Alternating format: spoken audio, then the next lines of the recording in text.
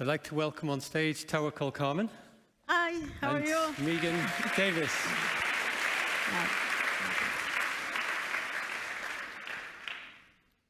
And we're going to have a session now on democracy reimagined, new thinking for the 21st century.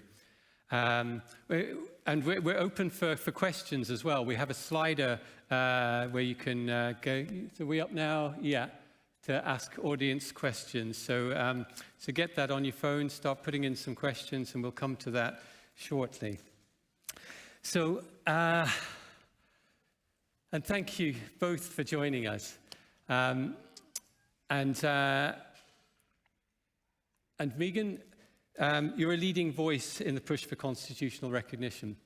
We're going to have a conversation first with Tawakkol, and then we'll come to you. But feel free to jump in whenever you like on anything. So, now Tawakkol, you were the first woman from the Arab world to receive the Nobel Peace Prize. Yes. Thank you. You received the award for helping catalyze the Arab Spring back in 2011. You are from Yemen. You're a journalist, an activist, a force for nature, and your cause is peace, democracy, women's rights, freedom of expression.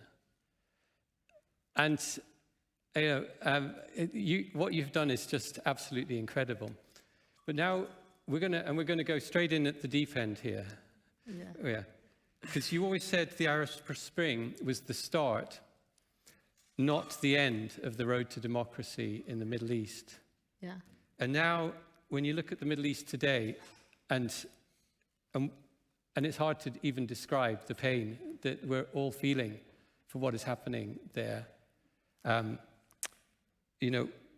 What do you think needs to happen? And where do you see hope that we can stop the violence, have peaceful dialogue, and make progress? Okay, hi everyone. Assalamu alaikum. Peace be upon all of you. I'm so happy to be here in Australia, this very beautiful country, and I am really fall in love with this country, really, especially with the old trees.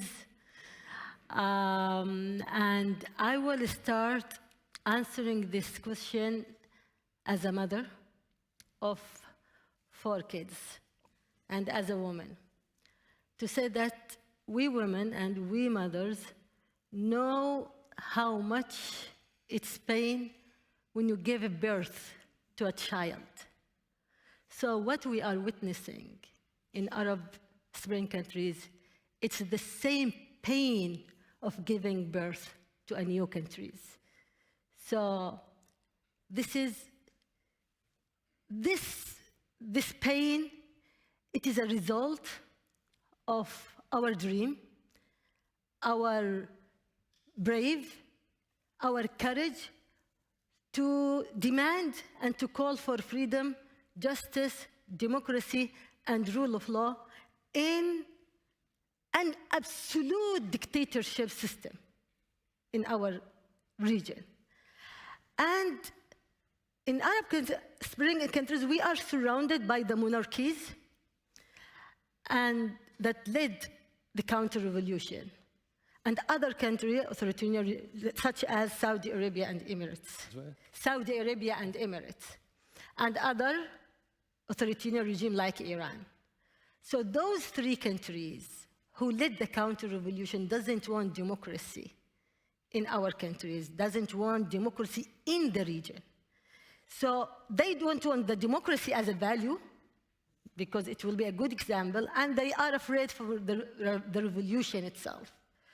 So when we dare to dream, and when we dare to sacrifice, and when we dare to create that peaceful revolution, we win in the first step of the revolution, first step, which is every revolution has a very, very many steps. And the first step of the revolution is step down the dictator. And this is what we did.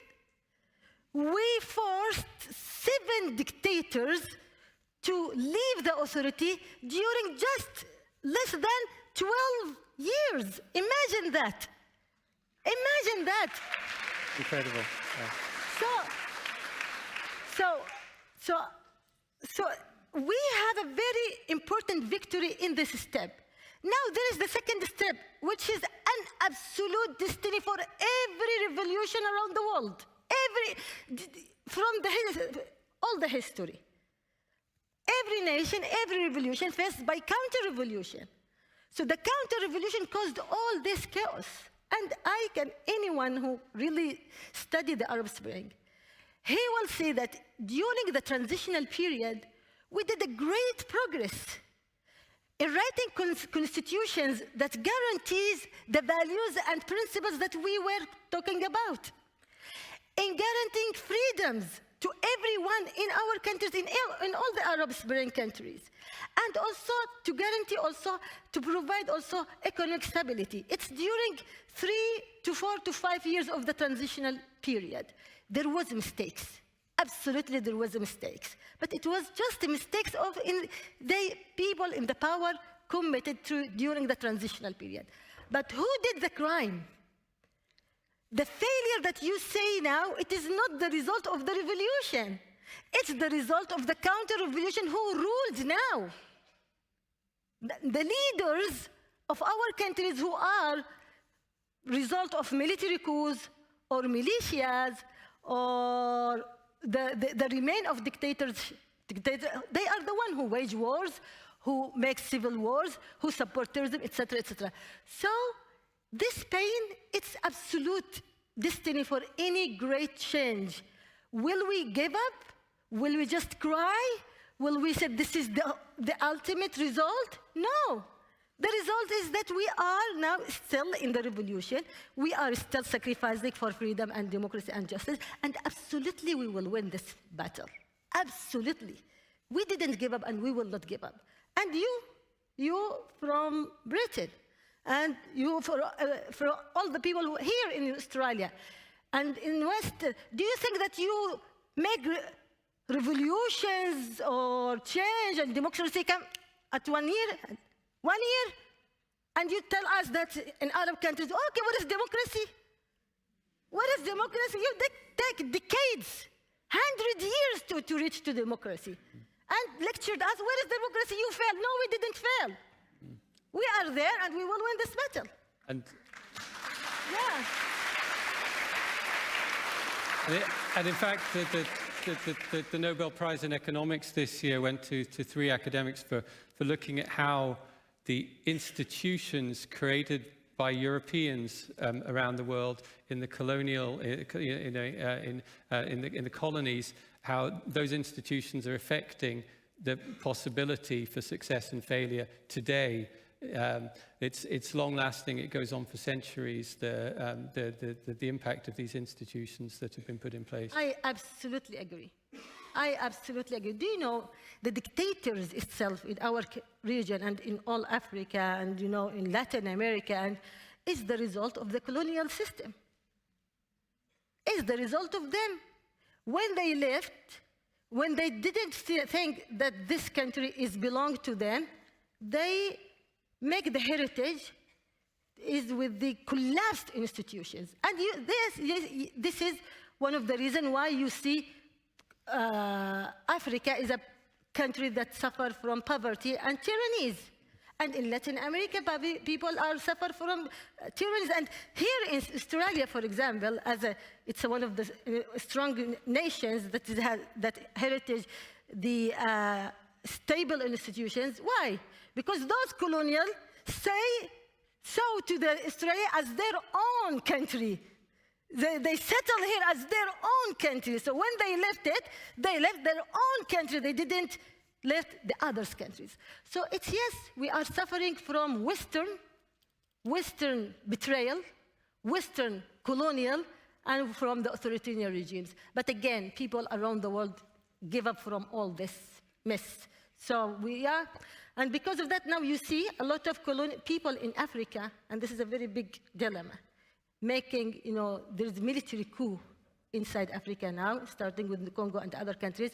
And those army said that, okay, now we are on the fight for sovereignty, because those dictators has allies and they are agents of the colonial powers, while we shouldn't put people in this to choose between military coup or between military coup or dictatorship or whatever. No, sovereignty means democracy. So there is no that collapse. The one thing who give this message is the colonial power. And so, what do we need to do now that is going to make a difference? What do you think is your drive now to keep that pressure on, to push for democracies in the Middle East? And how can the international system, the United Nations and elsewhere, support that? We have many things to do. First, we as people, we in Middle East and people around the world shouldn't give up our dream, shouldn't give up our hope, and shouldn't give up our belief in the victory. This is very important. And we have to unite ourselves in front of this unification of authoritarian regimes, because in the current situation now, all authoritarian regimes are united. There is a unified camp of the authoritarian regimes, while the democratic regimes are becoming divided and weaker than before. So first, it's for us, from us as a people. We shouldn't give up. Second, and this is what I'm always focusing about the role of the democratic countries. Why I'm focusing on the democratic countries, because those democratic countries, they are the one who put themselves as the one who protect democracy and as the one who protect human rights, while they are really the real attackers against democracy and human rights. When they make alliance with the dictatorship in our countries, and when support corruption, and at the same time, when they give up their values and principles of human rights, of equality, of justice, etc. And that is put them, these countries put them in a real danger. Now, the democracy is in decline, not in our countries only, while we are suffering and struggling for democracy, but it's really in a real decline in the Western country, in the democratic countries, and they have to protect their democracy. They have to protect their democracy by reforming their policy, by returning to the values, and by, as I said, stopping supporting dictators. Dictators, they are causing the destabilization in the global peace in general, and also in the national interest of those countries. They are the one who caused the flee of refugees and the big mess of the immigration and refugees. And those far-right extremists use those flee. This I don't call it as refugee crisis, while the crisis is injustice, is corruption, is tyranny, but they use the hate against refugees, the xenophobia, they used it as a tool for them to rise and to take the power and to undermine the democratic institutions. And so it's very important for democratic countries to stop their bad policies toward other countries, and to spread, coexistence, acceptance, inclusion, and to stop fear from the others, to stop using refugees and immigrants as umbrella to as a slogan for their elections, to get more. Any one of those politicians use migration or refugees or hate speech, he should be held accountable. So accountability is very important in our countries and in your countries. For example, in the US, while it's very big decline in democracy, we say it with the accountability.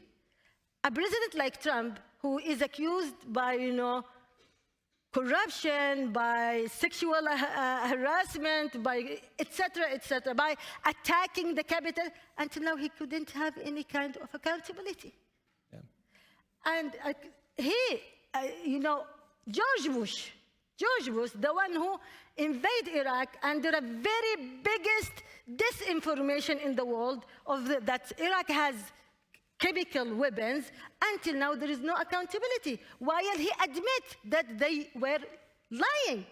So this is very important thing. So what we need from those countries to reform their policies, and we need a very important thing.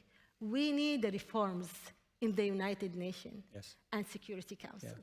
This is a very important thing. If we really want to protect not just democracy, to protect the security, the global security, to protect...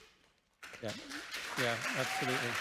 To protect the climate, and also to distribute the wealth. We need a real good and justice, distribution of the wealth between rich countries and poor countries. What we need in the United Nations, we need at least we need to remove the veto of the P5 countries. Yes.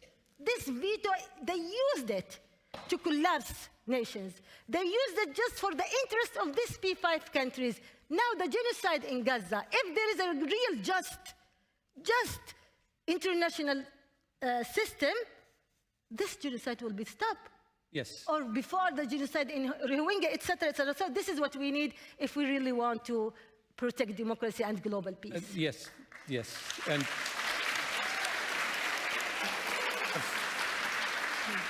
absolutely. Leaders can just act with complete impunity at the moment, and this has to change. We're not going to make progress without it. And we'll come back to this. And I'd like to bring Megan Davis into the conversation. And again, your point on, on so-called strong democracies, how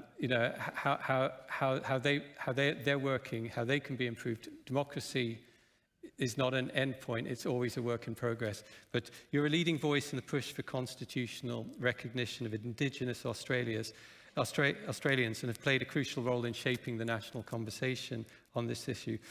Now here in Australia, you've just been through a major national referendum, and you may need to explain this to the international audience, but why did Aboriginal peoples choose the voice, as it's called, a more enhanced role in democratic decision-making?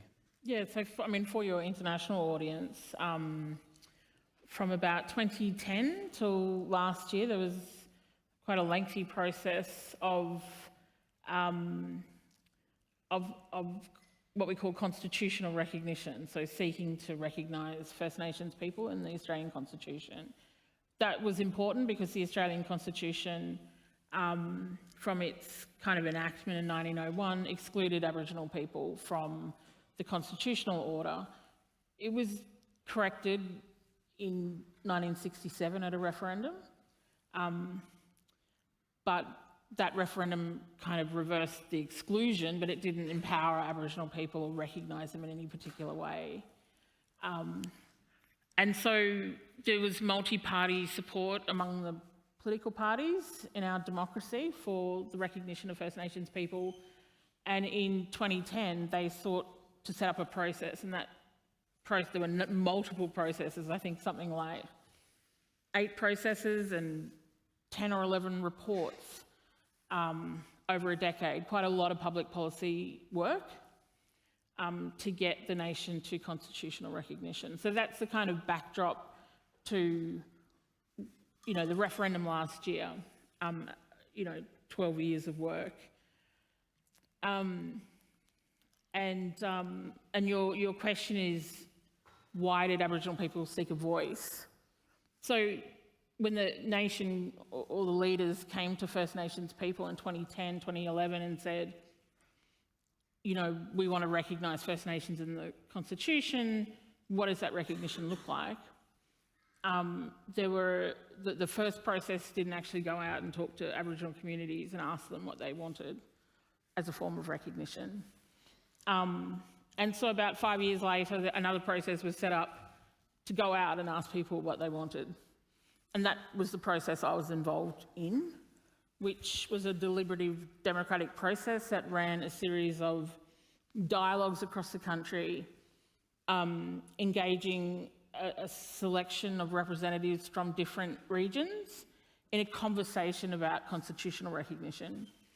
And in that process, what became very apparent was that people sought, I guess, for want of better words, a more enhanced role in democratic decision-making about their communities and their lives.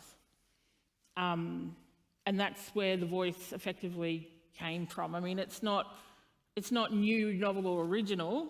So I mentioned the 1967 referendum, which reversed the exclusion of First Nations peoples from that constitutional order.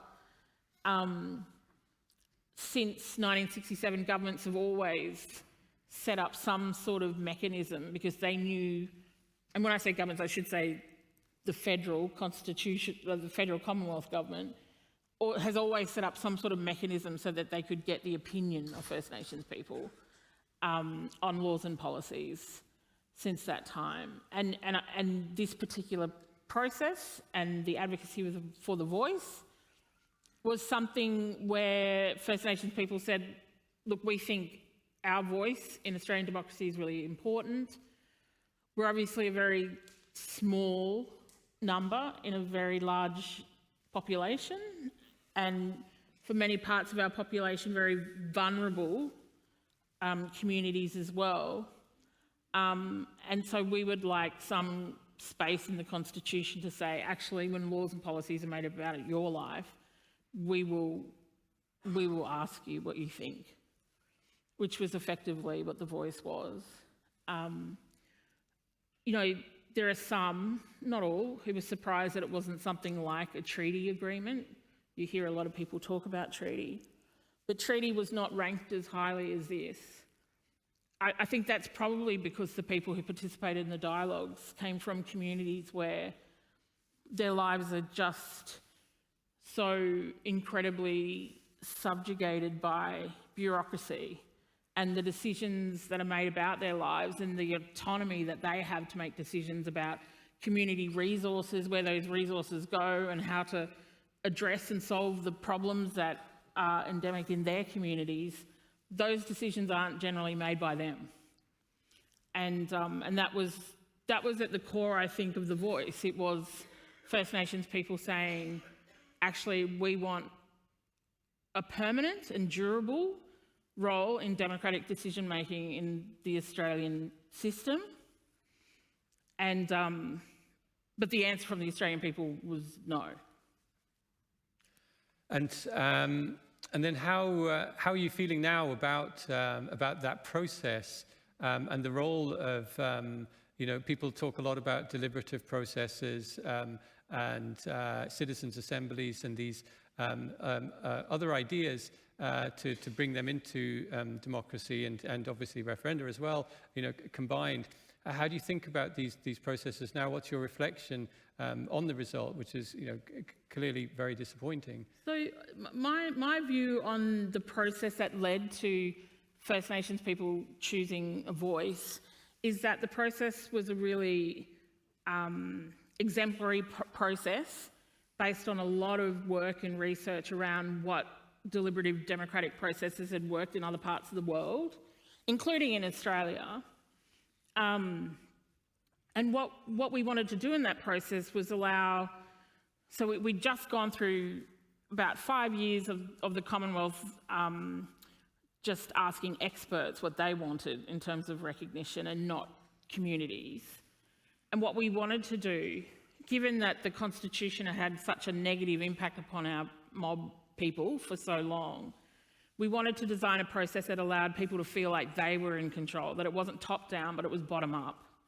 And so every single aspect of the design process, and we took probably just over 12 months to design it. And I remember at the time, in particular the Murdoch press, saying, why are you taking so long? Why are you taking so long? But we had to travel around the country. We had to talk to mob, like our people, and say, we're going to run this process. We know you don't trust government. We know you don't trust the process. But constitutional recognition is an offer on the table from the Australian people via their representatives. We need to ask our mob what they want, what they think meaningful recognition is, because the most minimalist form of recognition is, well, the dictionary meaning is acknowledgement, right? So when, in the early days when you talk to Australians, what does recognition mean? They think acknowledgement, which is like a statement in the Constitution or what we call a plaque, something that just says, hey, they were here, they're still here. But a little bit more elegant than that. But our people said they didn't want that form of recognition because it doesn't do anything to empower communities. It doesn't compel the government to do anything. It doesn't prevent the government from doing it. It doesn't do anything other than provide poetry, and they didn't want it. And at the time, the research showed Australians agreed. So Australians were like, yeah, you don't want to go all the way to a referendum to have something that's not meaningful, that's not going to make a difference. And so we designed the process, we selected the regions, we engaged each of the regions so that they could choose the people who participated. So we were very hands-off on that. So we were definitely involved to the point that we engaged with the opposition leader and the Prime Minister about what forms of recognition we could take to communities. But we chose the regions, we engaged those leaders in those regions because we thought it was really important that our people had people they trusted and knew, people who knew their names, people who worked amongst them. You know, these were not dialogues that involved, you know, what you would call, I guess, elites in our community. This involved people that you never see in the paper, who never get to talk, you know, or express their view. We wanted to make sure it was the people who don't have the fancy passes to get into Parliament House and lobby. It was the people who never get to have a say. And that was really critical for us, for this process. And that's what happened across the country. And through that process, those people chose the voice or the voice to Parliament, a more clear and durable role in Australian democracy as what they thought was meaningful recognition to them. I think it's really, if you allow me to add something, it's shocking me that still indigenous people here in Australia are still struggling for just the right of recognition in the Constitution. That is shame, really, that until now you didn't have this right, and keep struggling for that. Don't give up on this.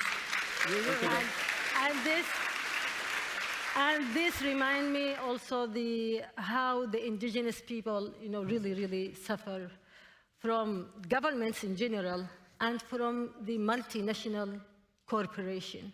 I visited indigenous people in Honduras and Guatemala, Guatemala. And I saw how, oh my God, how they suffer from this multinational corporation that first steal their land, second create great pollution to them and to the water, to the air and everything. So we need accountability.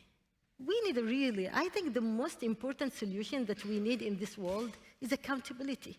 Yes. Those who attack climate, who attack our, planet, ecosystem, and biodiversity should be held accountable. Those who invade lands and, perpetrate violence against people, they have to face accountability. The war criminals have to face accountability. So, in addition to the recognition, let's make it also, I don't want to say that, but we have to apologize to indigenous people in those countries. Absolutely. Yeah. And now we're going to go to the audience for question and answers in a second, but I'll ask one question to both of you. And Brian has already raised it on misinformation and disinformation and the digital revolution. And this is a big topic. A favorite topic. It's a big question. It's making a mess of so much and ripping apart so much that is good in democratic societies. Where do we go? Look, this is also one of the challenges that faces the humanity now. This technology that should be served in the good way, now it be used in a wrong way. So while it's a very important, it's the bliss that give it's all generation that we in this, in this age, benefit from. So, but with this disinformation, with the misinformation, with the hate speech instead to the disinformation and misinformation, and also because of the big tech companies that they seek just to the profit more than spreading the expression rights and the peace and love between people. If they really focus on how to use these platforms to be for people to live with each other, they will make a very important methods to fight disinformation, misinformation, and hate speech. But they don't. The things that they make with their logarithm, sorry for my English, so it is just something that just increase their profits than increase the knowledge and increase the peace and the coexistence. This is number one. And number two, which is very important with the technology. And now the technology become a tool of the oppressors. Now the authoritarian regimes use this technology to attack their opponents and also have a relationship with those, big tech companies and make spies, programs against those people. So this is one of the disadvantages of these platforms. But at the same time, we have to teach our people, our young people, ourselves, how to be skeptical of this information, how to read many resources, how to search for truth, how to don't accept anything to come with us as something, as the truth. We have to be skeptical, and we have to work for that very much, and we have to use it. It must be our tool.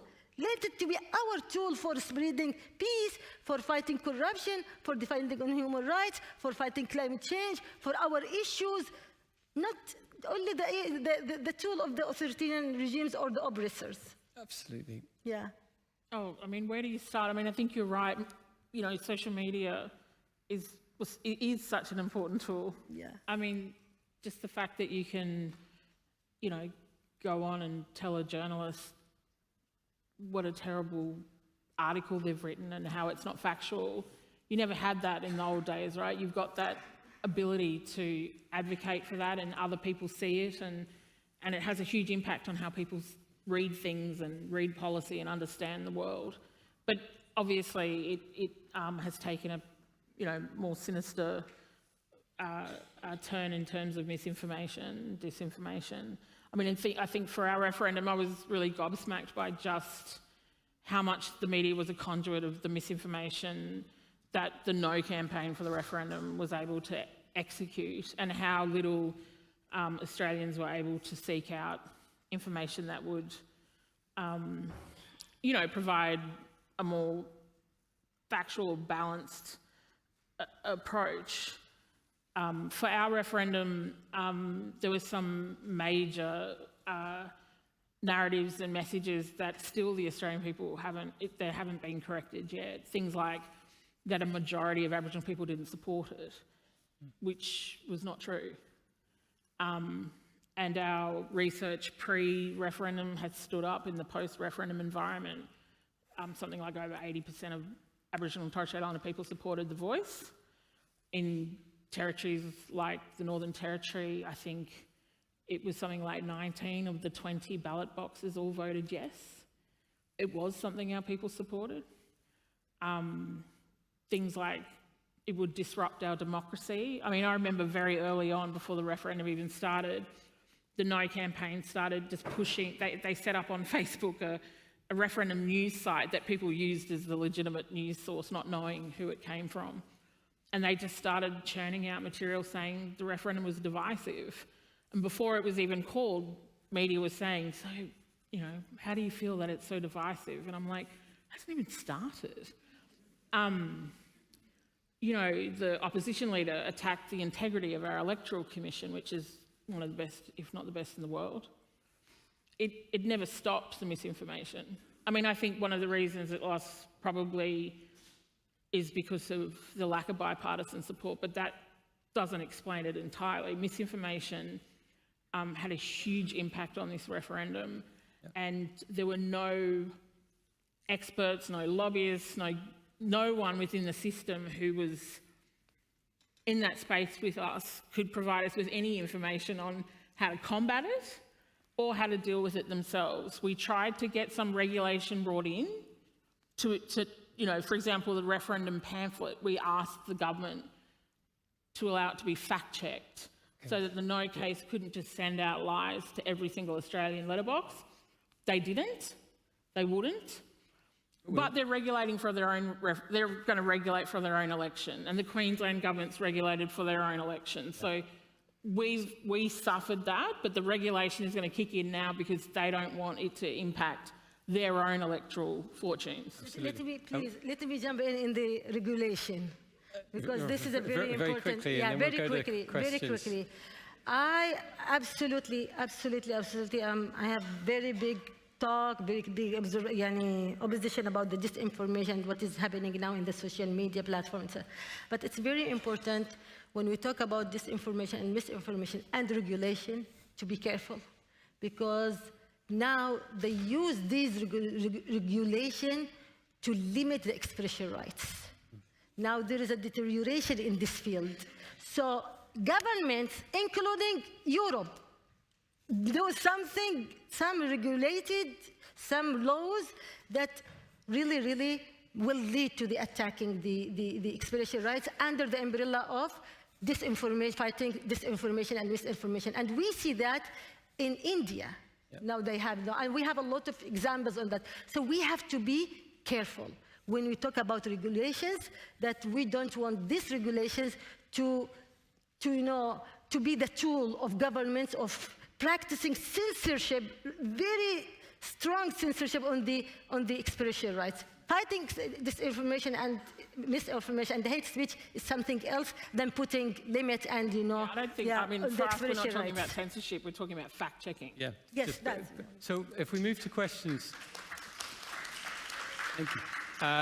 So we have, in fact, we have some questions here, but we also had two students who submitted questions in advance, and I think we have, is Ellis Griever? Drivers, but that's okay, no one ever gets it right. Hi, I'm Ella, I'm a law student, so it's really lovely to speak to you. You vaguely touched on this, Megan, but I wanted to ask a question about the Voice to Parliament. So we saw in the Voice to Parliament No campaign, they were constantly coming out with some catchy slogans like, if you don't know, vote no. And obviously saying no is much easier than facilitating change. So I wanted to ask you if you think it's possible to create space for nuanced debate and conversations around major democratic issues. It's a good question. It's a really good question. And I think one of the things around deliberative democracy is that many nations are trying to introduce different forms of kind of citizen publics and other things to allow for that. And I think that's really critical. And certainly for our own mob and our discussions at the First Nations dialogues, we don't all agree. And not everyone agreed on what the direction was, but the way we set up the dialogue enabled us to come to a historic consensus on what people wanted. And so I think the Uluru Dialogues are a really good example of a deliberative democratic process that worked. It's just going to take some time, I think, for the nation to really understand what happened, and that, you know, the Voice wasn't a politician-led thing, but actually it came from a pretty incredible Australian innovation that the nation doesn't quite get yet. Mainly because they don't know, right? The research now shows that they don't know what the Uluru Statement was. They don't know what the First Nations dialogues were. And they don't know that the voice didn't come from politicians, that it came from mob and communities. So the research shows that the fundamental facts of what led to the voice to Parliament, a lot of people don't know. And that could be because we didn't have enough time. Yeah, maybe it should have been a second-term referendum to educate Aussies on the facts. It was a bit of misinformation, but like lots of reasons. But I think it's an important question because of how critical it is to be able to have citizens participate outside of just, the ballot box mechanism, right? We're told that mostly our participation is at the ballot box every 3 or 4 years. But what you're seeing clearly in Australia and definitely around the world is citizens saying that's not enough. And we can see that the primary political parties have an allegiance to other stakeholders that might not be citizens, that we're not privy to, that we don't get to see. It's not transparent. There's not a lot of accountability. So I think increasingly you'll see, and in Australia, mechanisms set up so that citizens can do that and have those respectful spaces that you're talking about. So, and just on Australia, we are working with the 6.2 who voted yes to have those conversations with the people who didn't vote yes, but we won't be doing them in a way that it'll be quiet in 151 electorates where we have those conversations, and the next iteration of the movement is not one that we allow politicians to destroy. Thank you. Thank you. If we could have Leda Dowling's question very quickly. Thank you. Thank you. First of all, Assalamu alaikum, Tawakkol. Thank you for all that you do and all of your advocacy. I can only hope that one day I can be as brave and as bold as you. Yeah. I am an Afghan refugee and asylum seeker. I arrived to Australia by boat from Indonesia, where my family migrated to. I have lived here for over 12 years, almost, yet I find myself without a voice in our political and democratic system, despite studying, living, and working alongside everyday Australians. I do not have the right to vote because I am classified, quote unquote, as an illegal maritime arrival. I represent the voices that often go unheard.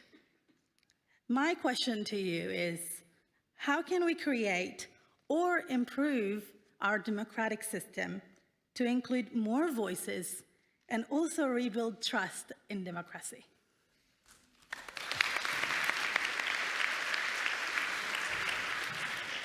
First, how do you describe yourself that you don't have a voice while you stand here with that big confidence, with that big voice? Big greetings. Thank you so much. And just continue.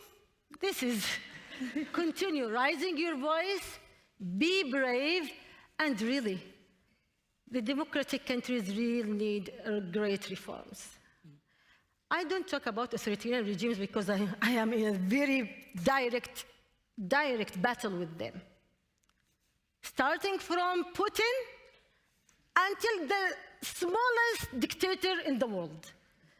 I have that direct, and I promised myself and my people that I will stand in front of any dictator around the world until I or their people put an end to them. This is my first battle. Now the second battle is with the democratic countries. And here, your people, you have a very big responsibility because you have to protect this democracy. If this democracy fails, everything around the world will fail. Democracy is the solution for all the crises. Don't think that the democracy is the problem. And anyone said the democracy didn't give us the solution or it is a weak tool. No, they don't know the real democracy. What is practiced now, even in the well-known democracy, it is not the full democracy that all people look for. Democracy means freedom of expression. Democracy means accountability. Democracy means freedom of gathering. Democracy means the division of institutions. Democracy means the independence of judiciary. Democracy means a lot of things. Democracy means justice. Justice, equality.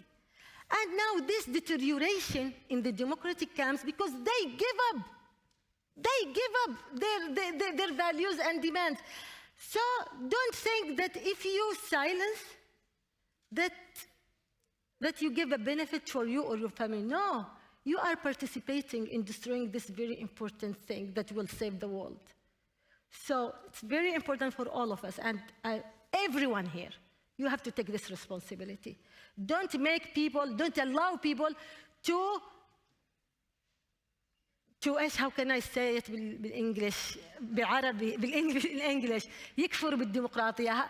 Don't let people think that the problem is with democracy. No, the problem is with the lack of democracy. We should work together to protect democracy, and with this unified voice, we will be able to face all other deterioration, and especially the dictatorship camps.